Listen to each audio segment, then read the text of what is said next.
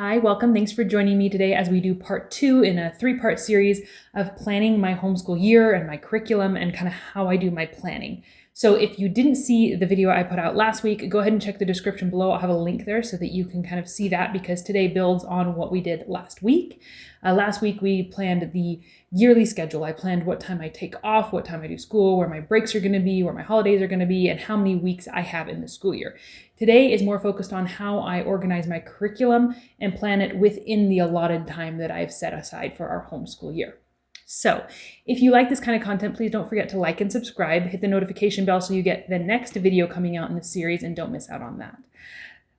So like I said, last year was planning my year. This one is planning my curriculum within the year. And if you saw the last video, you know that we plan a 38-week school year. But even though I plan out 38 weeks to the school year, I intentionally do not plan in curriculum into 2 of those weeks. So I plan my curriculum into 36 weeks. Why? Because even though I've already scheduled out our travel time, what I think it's going to be, and our holiday time and our school breaks, we get sick. We have a random doctor's appointment come up that I didn't plan, or you just have days that don't go as planned. Some days you don't get everything done. And so I feel like if I have 2 extra weeks in my plans that aren't assigned anything, it gives me that freedom to take a sick day without feeling like, we're getting behind, or a sick week. It just gives me a lot more flexibility within the year, not to be stuck in this schedule and to feel like I'm trying to catch up to make everything work. So that's what we do. So within that, this guide that I'm creating, and I'll show you my computer because I'm going to turn it around and walk you through my actually creating it on the computer. And then I print it out and have a physical copy to mark off and make notes or what have you. But this is going to help me do 3 things. It's going to help me when I fill out my weekly plan. So if I have a weekly planner that I'm going to fill out, or a checklist for my children, this is going to help me so that I don't have to pull all my books out every week to fill out my weekly planner or to create my weekly plan. I'm going to plan week by week what my goal is for each week. And so with that, I already know that pages 10 through 12 of this curriculum is what I want to do this week, or week 1 and 2, or lessons 4 and 5. That's all being done right now, so that I just have this little reference sheet that I can use to look at versus pulling everything out. So it simplifies that. It also helps me know how many times a week that I'm going to need to do each subject. If you already haven't decided that, some of these things that are like you do per page, or like so many lessons a week or so many pages a week, once I've divided that and I know I need to do 5 pages, I can look at it and go, well, I could do a page a day, or I could divide it into 2 days and do 3 pages one day, 2 days the next, depending on how intense the subject is or what have you. It helps you figure out how many times a week you're going to need to do it to accomplish the curriculum within that schedule.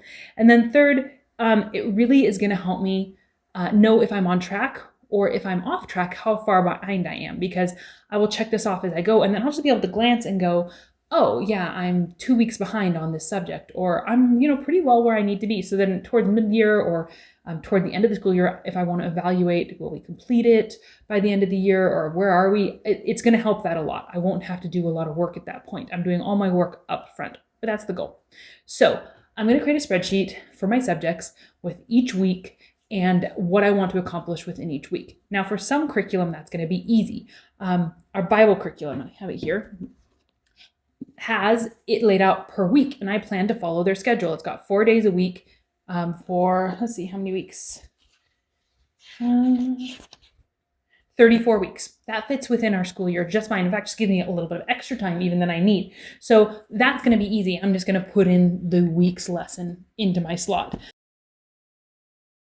Okay, where was I? Oh, so like her Bible curriculum is by week. So that makes it really easy for me. I'm going to follow their plan. So I'm just going to assign per week what they assign per week. That's simple. But for something like the Explode the Code books or her handwriting book, there's no lesson plan. There's no week plan. It's just a number of pages. And so for these, I'm going to need to look at the number of pages in each book, or each series if I plan to do more than one book. And then I'm going to need to divide that by the number of weeks that I plan to do my school year, so that I know how many pages per week I need to assign. So that's how I do something like that. And then the other thing you need to assess is this something that you want to complete within the school year, or something that you're just going to go with the flow? For example, on my Bible curriculum, I would like to complete that within the given school year. I have plenty of time to do that. But something like my youngest's reading program, it's really hard to know how fast each child is going to progress with reading. My older daughter flew through this way faster than I thought, and my younger daughter may go way slower. So with this one, I don't really have so much a goal of completing this book as just progressing at her pace. So when I'm assigning a number of how much I want to do per week with this, I'm not looking at the number of lessons or the number of pages in order to assign it. I'm looking at the lessons themselves and going, I think my goal is going to be 2 lessons a week for her. We're going to go real slow. We'll divide it 2 lessons by 5 days. We're going to do every day, but that's kind of what my goal is for this. And so with this, then it's less a matter of trying to assign the right number of pages to complete it and just putting in what you think is realistic for your child. So you need to consider those things. You can do those things up front. You can go through each curriculum with like a sticky note or note page and mark how many pages a day or how many lessons a day or how many number of weeks the curriculum is scheduled for in advance, and then bring that page over and fill in the sheet I'm about to show you. Or you can do one subject at a time with the sheet in front of you. So with that in mind, I have something else I want to say about this. When you look at this, it looks like I have my year planned rigidly and everything is just so, and then if I miss a week, I'm going to be behind and yada, yada. That's not what this is. This is not strict. This is merely a guide for me. Now, I am trying to create what I think I want the year to look like, but I realize the year doesn't go as it is always planned. So that's one of the reasons I deliberately leave weeks at the end to be flexible. And when I print this out, I'm going to check off weeks as I go in each subject. When we complete what I have assigned for week 1 in a subject, I'll check that off. When I have complete what I've assigned it for math, I'll check that off. For grammar, I'll check that off. So that as I'm looking at my schedule, if we're behind a week in grammar, I can see that. And instead of, oh, I'm on week 3, but we're doing grammar that I've planned for week 2, that doesn't matter. I'll just go to the next week's chunk that I've assigned. It's okay if it's not in the specific week that I originally thought it would be, but it still tells me where I am in the curriculum and how far ahead or behind we are, and what I need to assign for the following week that we're going to do. So while I've assigned them to specific weeks of our homeschool year, I realize they may not be that. So just putting that up front, it looks much more rigid than I think it actually is. So with that in mind, let me go ahead and show you my screen and kind of walk you through how I fill this out. Okay, so here is the spreadsheet that I'm going to use, and you can see that I have along the top the subject names that we're going to do. And then along this side is the number of week that we're on. So week 1, 2, 3, 4, all the way through the 38 weeks. And then because I've already planned out my year and know where we're going to start school and what days each week is going to be, I've actually put the dates in here to help me out. And I've put some notes on the side. You can see here we have a birthday this week, or that there's a holiday, or the split week means that we took some time off in the middle of the week, but not a whole week. So we took, we worked Monday, Tuesday, took Thursday, Friday, Saturday off, and then Monday off, and then we worked Tuesday, Wednesday, Thursday, Friday. So this is not a normal week. This is going to kind of be split up funky. So I know that as I'm planning.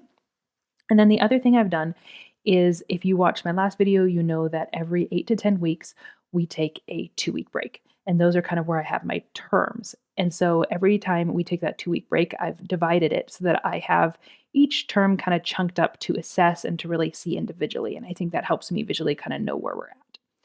So the other thing you'll see is that some of these are whole cells and some are divided in half like this. That's because I'm doing 2 students. And so I have my kindergartner on this top one here and my preschooler on this bottom one.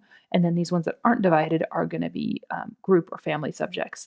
Anything that is whited out means that nothing is assigned. So my preschooler is not doing these subjects, or if we complete a subject, then I just blanket white. So you could, if you wanted the visual here, do student 1, student 2, but I know what they are, so that's not an issue.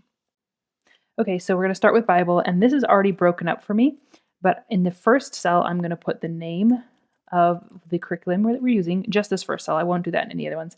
And each lesson is 1 week. So I'm just going to put lesson 1, lesson 2, because I plan to follow the plan that they have for me. And so that makes it super easy. And I'm just going to do that all the way down.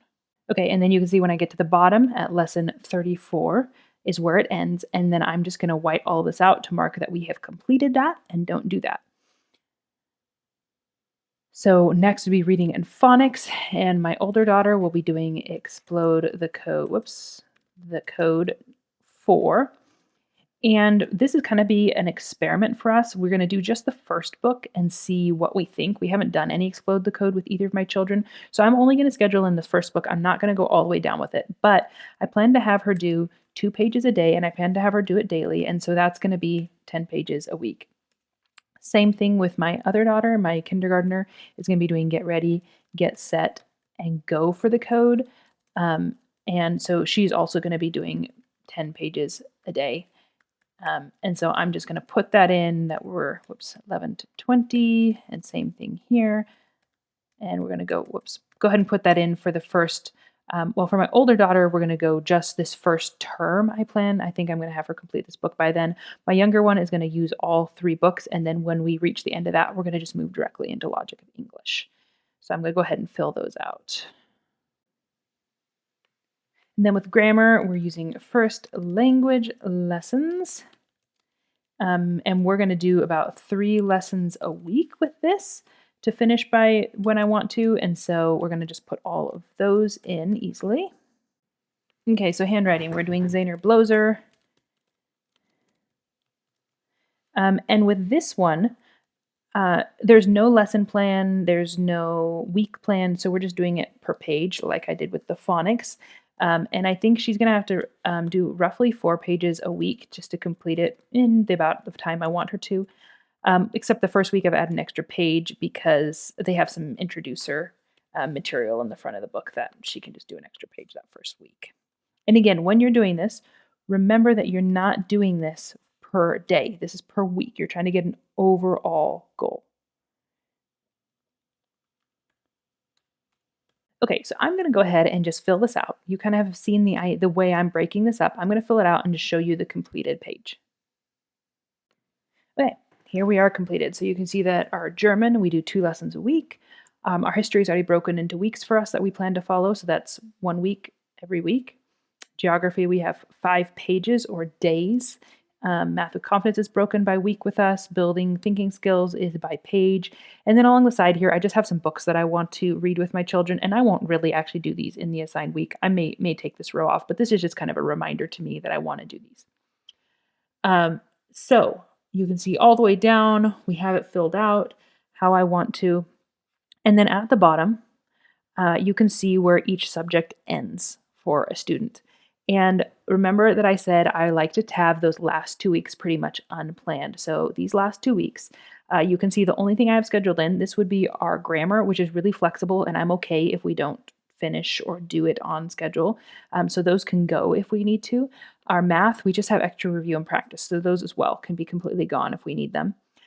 These are logic pages, which my daughter loves and are super quick and easy. So those are super easy to fit in or just add them into our summer, the last few pages. They would not mind that.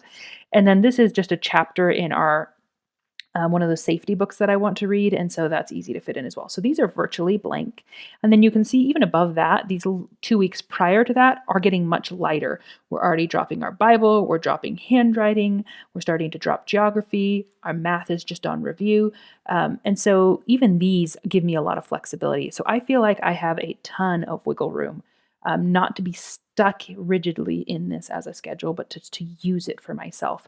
And then also, like I said, I'm going to print this out so I have it physically. I can make notes as to where I am, but as I complete things, I will go ahead and check off the weeks that I've completed. So I may be on week 4, and I may only have completed up to week 2 in grammar if we've had a couple of terrible weeks to begin with. And I'll know that. I can look at week 4, I'll see that this isn't checked off, this isn't checked off, oh, this is where we ended, and this is where I'm going to continue planning with. So it's just going to help me as I plan things in. I'm considering doing like backwards planning this year because I feel like this is planning forwards, and I may do backward planning where I fill out what we complete in my planner to compare against this, just to help me get kind of a more realistic expectation for next year. I think it would help me if I keep track of that so that I know what's realistic and what's not, or how things panned out. If I only complete half a week's worth of material, I'll just make a note in there for the following week, and I can assess whether I want to catch up or skip or what I want to do with that. But this gives me just a really good guide to follow for my week, help me plan things, help me fill out my planner, help me know where I'm at as far as keeping tracks, help me know how many times a week I plan to do this subject. And I think this is going to work really, really well for me.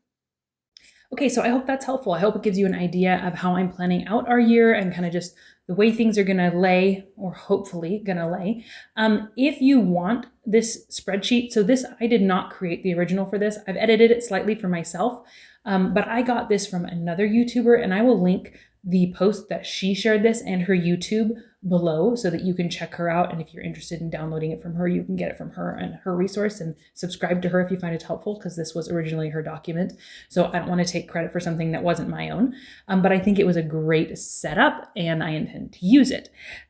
Also keep an eye open for next week's video, because that will be the last one to this planning series. So we've done the yearly schedule. We've done how I'm going to divide my curriculum up.